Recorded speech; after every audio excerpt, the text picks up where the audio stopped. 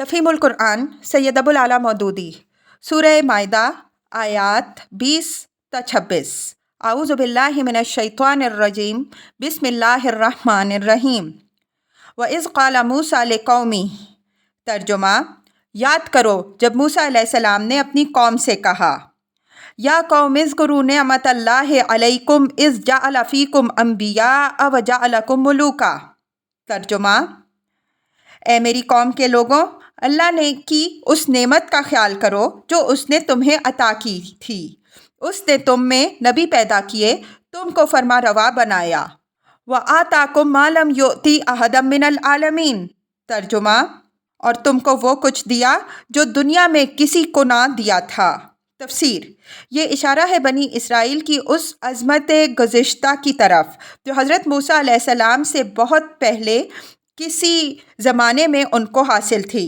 ایک طرف حضرت ابراہیم علیہ السلام، حضرت اسحاق علیہ السلام، حضرت یعقوب علیہ السلام اور حضرت یوسف علیہ السلام جیسے جلیل القدر پیغمبر ان کی قوم میں پیدا ہوئے، اور دوسری طرف حضرت یوسف علیہ السلام کے زمانے میں ان کے بعد مصر میں ان کو بڑا اقتدار نصیب ہوا۔ مدت دراز تک یہی اس زمانے کی مہذب دنیا کے سب سے بڑے فرما روا تھے، اور انہی کا سکہ مصر اور اس کے نواح میں رواں رہا۔ عموماً لوگ بنی اسرائیل کے عروج کی تاریخ حضرت موسیٰ علیہ السلام سے شروع کرتے ہیں، لیکن قرآن اس مقام پر تصریح کرتا ہے کہ بنی اسرائیل کا اصل زمانہ عروج حضرت موسیٰ علیہ السلام سے پہلے گزر چکا تھا، جسے خود حضرت موسیٰ علیہ السلام اپنی قوم کے سامنے اس کے شاندار ماضی کی حیثیت سے پیش کرتے تھے۔ یا قوم ادخلوا الارض المقدسۃ التی کتب اللہ لکم۔ ترجمہ: اے برادران قوم، اس مقدس سرزمین میں داخل ہو جاؤ جو اللہ نے تمہارے لیے لکھ دی ہے۔ تفسیر: اس سے مراد فلسطین کی سرزمین ہے جو حضرت ابراہیم علیہ السلام، حضرت اسحاق علیہ السلام اور حضرت یعقوب علیہ السلام کا مسکن رہ چکی تھی۔ بنی اسرائیل جب مصر سے نکل آئے تو اسی سرزمین کو اللہ تعالیٰ نے ان کے لیے نامزد فرمایا اور حکم دیا کہ جا کر اسے فتح کر لو۔ وَلَا تَرْتَدُّوا عَلَىٰ أَدْبَارِكُمْ فَتَنقَلِبُوا خَاسِرِينَ۔ ترجمہ: پیچھے نہ ہٹو ورنہ ناکام و نامراد پلٹو گے۔ تفسیر: حضرت موسیٰ علیہ السلام کی یہ تقریر اس موقع کی ہے جب کہ مصر سے نکلنے کے تقریباً 2 سال بعد آپ اپنی قوم کو لیے ہوئے دشت فاراں میں خیمہ زن تھے۔ یہ بیابان جزیرہ نما سینا میں عرب کی شمالی اور فلسطین کی جنوبی سرحد سے متصل واقع ہے۔ قالوا یا موسیٰ انا فیہا قوما جبارین۔ ترجمہ: انہوں نے جواب دیا، اے موسیٰ علیہ السلام، وہاں تو بڑے زبردست لوگ رہتے ہیں۔ وَإِنَّا لَن نَّدْخُلَهَا حَتَّىٰ يَخْرُجُوا مِنْهَا۔ ترجمہ: ہم وہاں ہرگز نہ جائیں گے جب تک وہ وہاں سے نکل نہ جائیں۔ فَإِن يَخْرُجُوا مِنْهَا فَإِنَّا دَاخِلُونَ۔ ترجمہ: ہاں، اگر وہ نکل گئے تو ہم داخل ہونے کے لیے تیار ہیں۔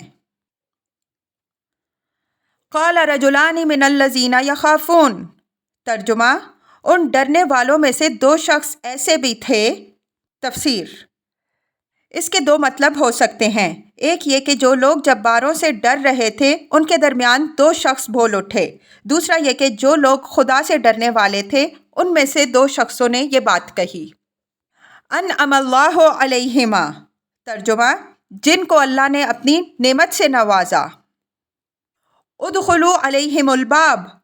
ترجمہ: ان جباروں کے مقابلے میں دروازے کے اندر گھس جاؤ۔ فَإِذَا دَخَلْتُمُوهُ فَإِنَّكُمْ غَالِبُونَ۔ ترجمہ: جب تم اندر پہنچ جاؤ گے تو تم ہی غالب رہو گے۔ وَعَلَى اللَّهِ فَتَوَكَّلُوا إِن كُنتُم مُّؤْمِنِينَ۔ ترجمہ: اللہ پر بھروسہ رکھو اگر تم مومن ہو۔ قالوا یا موسیٰ انا لن ندخلها ابدا ما داموا فیہا۔ ترجمہ: لیکن انہوں نے پھر یہی کہا کہ اے موسیٰ علیہ السلام، ہم تو وہاں کبھی نہ جائیں گے جب تک وہ وہاں موجود ہیں۔ فَاذْهَبْ أَنْتَ وَرَبُّكَ فَقَاتِلَا۔ ترجمہ: بس تم اور تمہارا رب دونوں جاؤ اور لڑو۔ اِنَّا هَاهُنَا قَاعِدُونَ۔ ترجمہ: ہم یہاں بیٹھے ہیں۔ قال رب انی لا املک الا نفسی و اخی۔ ترجمہ: اس پر موسیٰ علیہ السلام نے کہا، اے میرے رب، میرا اختیار میں کوئی نہیں مگر یا میری اپنی ذات یا میرا بھائی۔ فَافْرُقْ بَيْنَنَا وَبَيْنَ الْقَوْمِ الْفَاسِقِينَ۔ ترجمہ: پس تو ہمیں ان نافرمان لوگوں سے الگ کر دے۔ قَالَ فَإِنَّهَا مُحَرَّمَةٌ عَلَيْهِمْ 40 سَنَةً۔ ترجمہ: اللہ نے جواب دیا، اچھا تو وہ ملک 40 سال تک ان پر حرام ہے۔ یتیہون فی الارض۔ ترجمہ: یہ زمین میں مارے مارے پھریں گے۔ تفسیر: اس قصے کی تفصیلات بائبل کی کتاب گنتی، استثناء اور یشوع میں ملیں گی۔ خلاصہ اس کا یہ ہے کہ حضرت موسیٰ علیہ السلام نے دشت فارا میں بنی اسرائیل کے 12 سرداروں کو فلسطین کا دورہ کرنے کے لیے بھیجا تاکہ وہاں کے حالات معلوم کر کے آئیں۔ یہ لوگ 40 دن دورہ کر کے وہاں سے واپس آئے اور انہوں نے قوم کے مجمع عام میں بیان کیا کہ واقعی وہاں دودھ اور شہد کی نہریں بہتی ہیں، لیکن جو لوگ وہاں بسے ہوئے ہیں وہ زور آور ہیں۔ ہم اس لائق نہیں ہیں کہ ان لوگوں پر حملہ کریں۔ وہاں جتنے آدمی ہم نے دیکھے وہ سب بڑے قد آور ہیں، اور ہم نے وہاں بنی عناق کو بھی دیکھا جو جبار ہیں اور جباروں کی نسل سے ہیں، اور ہم تو اپنی ہی نگاہ میں ایسے تھے جیسے ٹڈے ہوتے ہیں، اور ایسے ہی ان کی نگاہ میں تھے۔ یہ بیان سن کر سارا مجمع چیخ اٹھا کہ اے کاش ہم مصر میں ہی مر جاتے، یا کاش اس بیابان ہی میں مرتے۔ خداوند کیوں ہم کو اس ملک میں لے جا کر تلوار سے قتل کرانا چاہتا ہے؟ پھر تو ہماری بیویاں اور بال بچے لوٹ کا مال ٹھہریں گے۔ کیا ہمارے لیے بہتر نہ ہوگا کہ ہم مصر کو واپس چلے جائیں؟ پھر وہ آپس میں کہنے لگے کہ آؤ کسی کو اپنا سردار بنا لیں اور مصر کو لوٹ چلیں۔ اس پر ان 12 سرداروں میں سے جو فلسطین کے دورے پر بھیجے گئے تھے 2 سردار یشوع اور کالب اٹھے، اور انہوں نے اس بزدل قوم کو ملامت کیا۔ کالب نے کہا، چلو ہم ایک دم جا کر اس ملک پر قبضہ کر لیں، کیونکہ ہم اس قابل ہیں کہ اس پر تصرف کریں۔ پھر انہوں نے یک زبان ہو کر کہا، اگر خدا ہم سے راضی رہے تو وہ ہم کو اس ملک میں پہنچائے گا، فقط اتنا ہو کہ تم خدا سے بغاوت نہ کرو اور نہ اس ملک کے لوگوں سے ڈرو، اور ہمارے ساتھ خداوند ہے سو ان کا خوف نہ کرو۔ مگر قوم نے اس کا جواب یہ دیا کہ انہیں سنگسار کر دو۔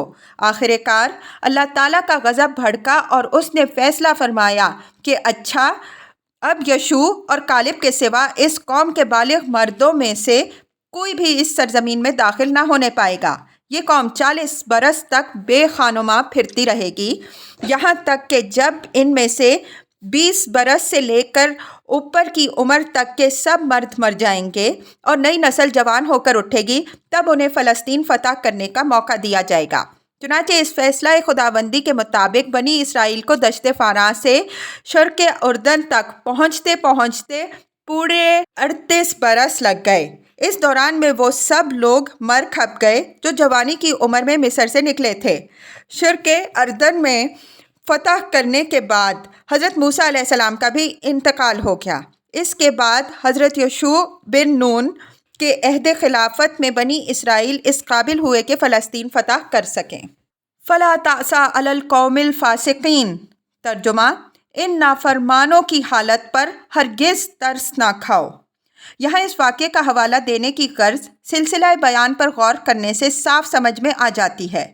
قصے کے پیرائے میں دراصل بنی اسرائیل کو یہ جتانا مقصود ہے کہ موسیٰ علیہ السلام کے زمانے میں نافرمانی، انحراف اور پست ہمتی سے کام لے کر جو سزا تم نے پائی، اب اس سے بہت زیادہ سخت سزا محمد صلی اللہ علیہ وسلم کے مقابلے میں باغیانہ روش اختیار کر کے تم پاؤ گے۔